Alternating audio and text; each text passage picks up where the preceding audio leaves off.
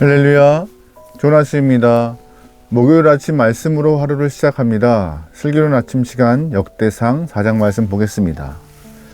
우리는 역대상 1장부터 계속 족보 이야기를 좀 보고 있어요. 근데 그 족보 이야기는 누가 무엇을 했고 어떠한 족적을 남겼고 어떻게 살았다, 이러한 사람 중심의 족보가 아닙니다. 하나님께서 어떻게 이 민족을 사랑했는가, 그 마음을 좀 잘 드러내고 있는 하나님의 기록이에요. 이렇게 역대상에서 계속 족보 이야기를 하고 있는 이유는 딱 하나예요. 우리가 돌아갈 길은 하나님밖에 없다. 돌아가야 한다. 그분 품에 안겨야 한다. 믿음을 가져야 한다라고 여러 가지 소스들을 통하여서 이 족보의 이야기로 이스라엘 사람들에게 말하고 있는 것입니다. 이 역대상 족보의 이야기가 썩 재미는 없지만 그럼에도 곳곳에 숨겨져 있는 포인트를 잘 찾아서 하나님을 사랑하고 하나님을 향하여서 마음을 돌이킬 수 있는 귀한 영혼 되면 좋을 것 같습니다. 오늘 역대상 4장 말씀은요, 유다 지파의 족보 이야기가 나옵니다. 솔직히 유다 지파의 이야기는 2장 말씀에 나와요.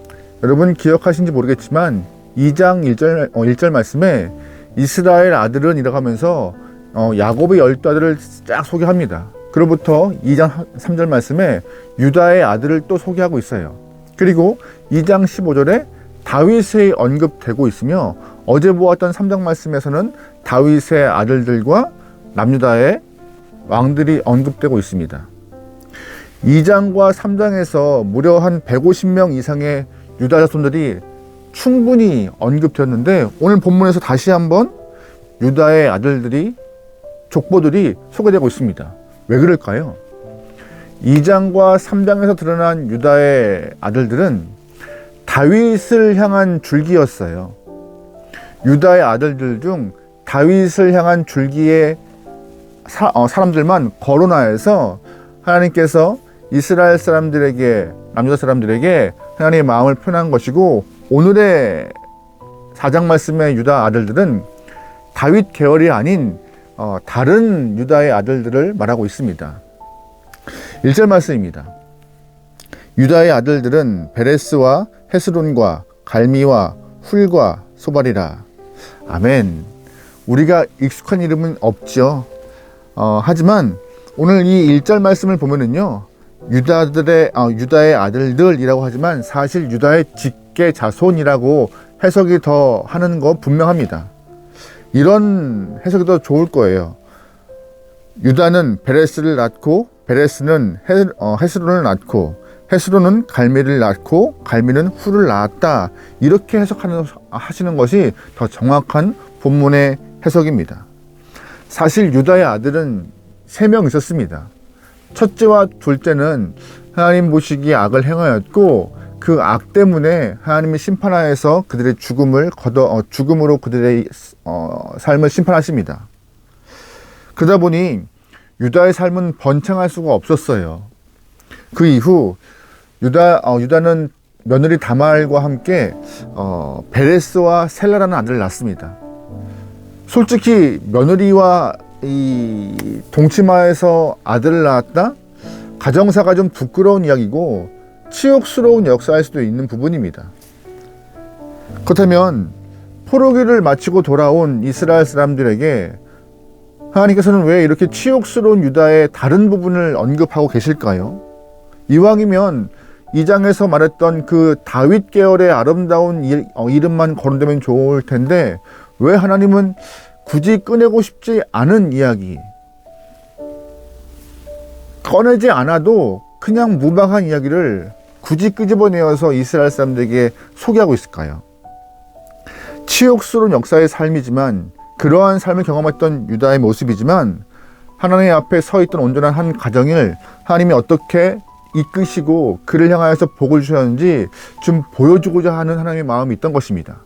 그래서 9절 말씀에 우리가 조금 익숙한 한 영혼이 등장합니다. 바로 야베스예요. 9절 말씀 보죠.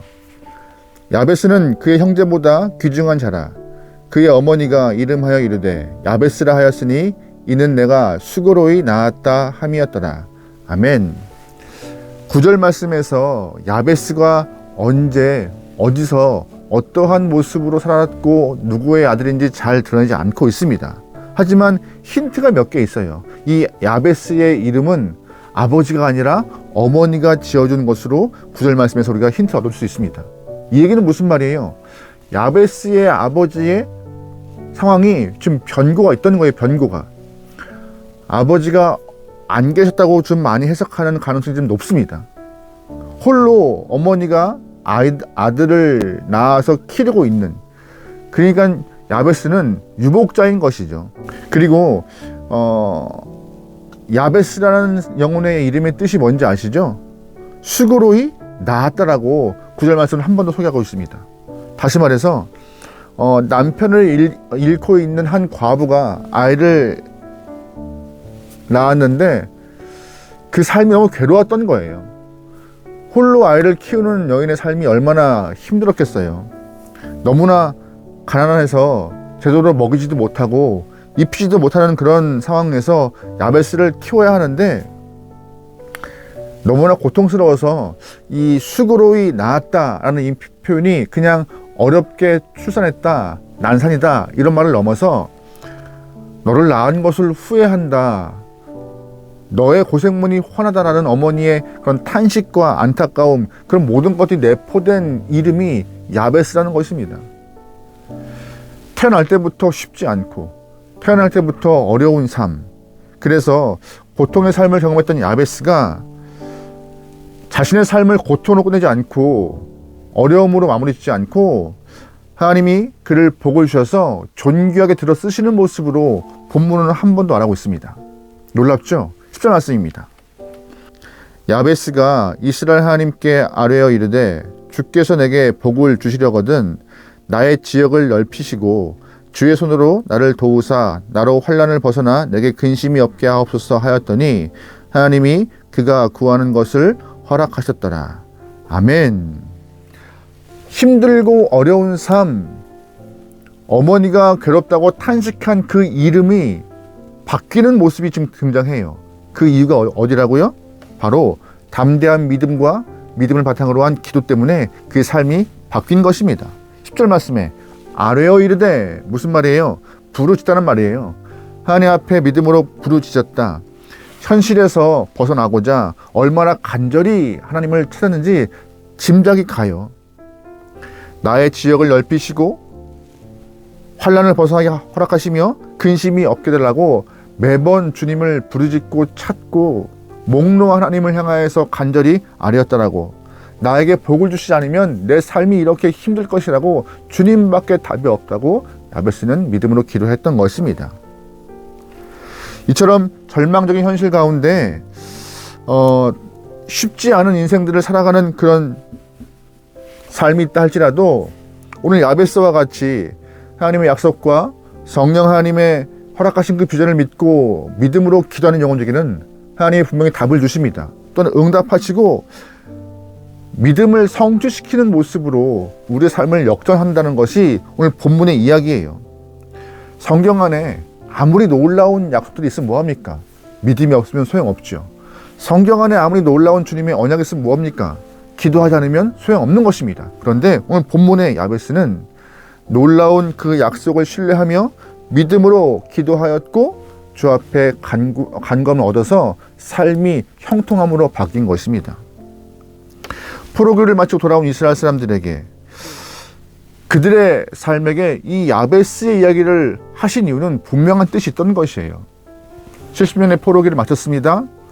그들에게 하나님은 어렴풋한 존재였고 또한 기도의 생활도 하지 않은 민족이었어요.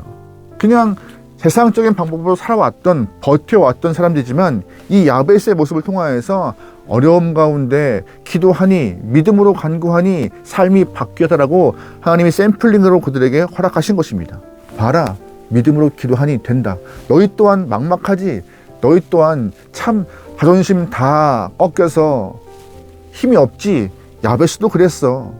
수고로이 낳았다고 엄마가 힘들다고 한탄스럽게 지은 이름이지만 믿음으로 기도하니 삶이 바뀌었어. 너희가 지금 찾고 구할 것은 나 하나님이며 주 앞에 간구해. 믿음으로 간구해. 이 말을 야베스를 통하여 하고 계신 거예요. 하나님은. 사실 그리스도인 중에서 지경이 넓어지는 것을, 내 지역이 넓어지는 것을 좋아하지 않는 사람이 어디 있겠어요? 다 선호하죠. 모든 환난에서 벗어나 근심이 없는 사람 다 소망합니다. 그런데 우리는 그런 욕심만, 좀 넓은 지역과 고난 없는 삶만 생각하지, 정말 하나님을 향한 진짜 믿음을 갖고 기도하는 영혼이 얼마나 있나 되돌아봐야 할 것입니다. 하나님, 야베스와 같이 하나님께 내 마음을 들여 간구하는 그 모습, 그것이 포인트인 거예요. 삶의 원망함과 힘듦을 통화해서 한탄스러운 그냥 자백이 아니라, 한탄스러운 그냥 고백이 아니라, 원망스러운 푸념이 아니라, 하나님, 당신이 답입니다. 그래서 내 삶을 좀 바꾸어 주시옵소서라고 기도했던 그 기도의 포인트, 이스라엘 하나님께 간구했던 그 포인트가 오늘 본문의 중요한 중점인 것이에요. 태어날 때부터 쉽지 않았죠. 내 인생 주님 때문에 살아갈 힘을 얻고 내 인생 주님만이 소망인지라 주님께 기도한 이 야베스의 모습, 이 모습을 포로기를 마치고 온 영혼들에게 너희도 이렇게 기도해야 돼 라고 하나님은 말씀하십니다. 이 말씀, 지금 우리에게도 허락하신 말씀이에요.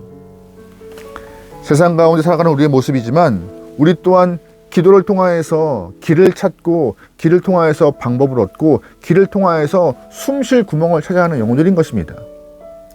눈에 보이는 방법과 눈에 보이는 줄, 눈에 보이는 그런 힘을 향하여서 내 모든 것을 드리는 그 순간 계속 우리의 삶은, 우리의 지역이 좁아지고 환난이 더 가중되며 근심이 더 쌓여 숨이 막히는 그런 삶을 살 수밖에 없습니다.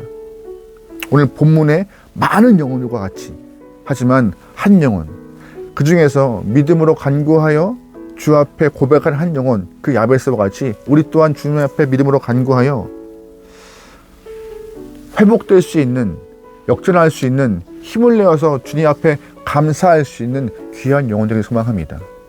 여러분, 그러기에 기도를 멈추지 않게 소망하며 오늘 하루도 주님을 찾고 부르짖고, 하나님, 내 삶을 인도해 달라고, 환난을 벗어나 근심이 없게 허락하시고 나의 지역을 넓혀달라고 주님의 뜻에 부합된 기도를 통하여서 응답받는 영혼들을 소망합니다. 오늘도 기도하여 승리합시다. 기도하시겠습니다. 하나님, 야베스와 같이 믿음으로 간구하는 영혼들에게 허락하소서. 믿음으로 기도할 때마다 환난을 벗어나 근심이 없게 허락하시고 각자의 삶의 지경이 넓어져서 더욱더 많은 일들을 감당하며 아버지 앞에 영놀 수 있는 거룩한 영혼 되어 주님을 기쁘게 하기 원합니다. 단순히 하루 세 끼 먹는 것으로 만족하는 것이 아니라, 단순히 그냥 하루하루 버티는 것으로 만족하는 것이 아니라, 주님 앞에 기도하여 축복을 경험하고 그 축복을 통하여서 주의 살아계심을 증명하고, 또한 그 모습을 통하여서 주님의 기쁨이 되게 원하오니 우리 모든 영혼들의 삶을 축복하여 주시옵소서. 오늘 하루도 믿음으로 간구하고 말씀을 기준 삼아 살겠습니다. 주님이시여 역사하여 주시옵소서. 원동을 맡기오며 예수님의 이름으로 기도합니다. 아멘.